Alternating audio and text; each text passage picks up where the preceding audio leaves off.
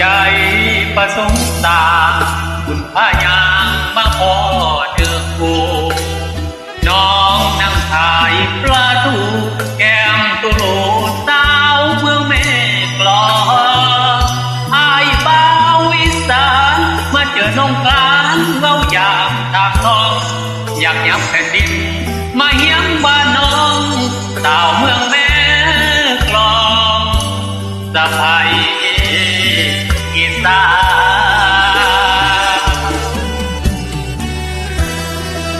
นลายเที่ยวมา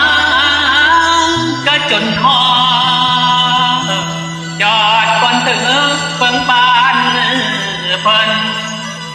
มาพ่อสาวแก้มเปิ้นเวินใจสะเทินพอหน้าว่าจะเจ้าเว้าแหงงามบุญพลาพลังนำทางเที่ยวโดยบังเอิญเจ้าแม่องค์ร้อยเวินเป้าพี่ชาย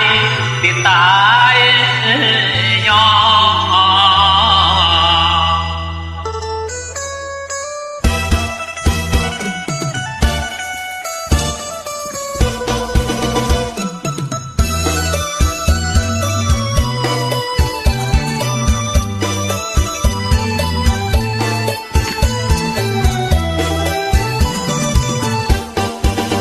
สำเนียงแววหวานน้ำตาย้อยหยด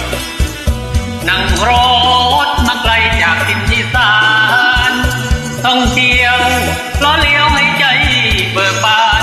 คุณพบสมภารพัดผ่านใจมาไม่กลองมาเจอกับน้องพูดจาลงเธอใจหยุดสมุทรสงครามสายน้ำแม่กลองเกี่ยวใจให้ลงแดนงามกินเมืองแต่น้ำตามเวลาพลานำใจ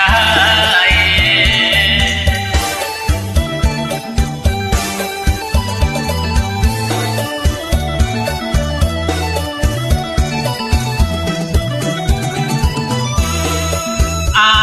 บัดนี้พี่อย่าพูดเกี่ยวแบบลำไทยพี่อย่าพูดเกี่ยวแบบลำไทยลำสมัยอีสานไทยคนกันใจ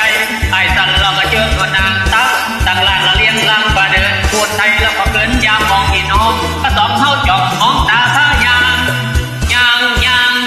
ก็ยังอยู่กลางน้ำเที่ยวรอไปสองเท้าใบลวกพอมาแหลมพอมาแก้มส่วนใจน้ำบานก็เป็นว่านห่วงสดน้ำพอลูกที่หักกระดอลานเจ้าพอน้องเคยแล้วว่าใจไหลเป็นมุมมัวคือจังหาไปนับปื้อแห่งกินไปลายก็ต้องหัวใจแนวบ้านอยู่ไกล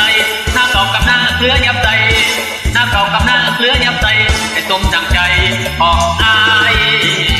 แน่ทอน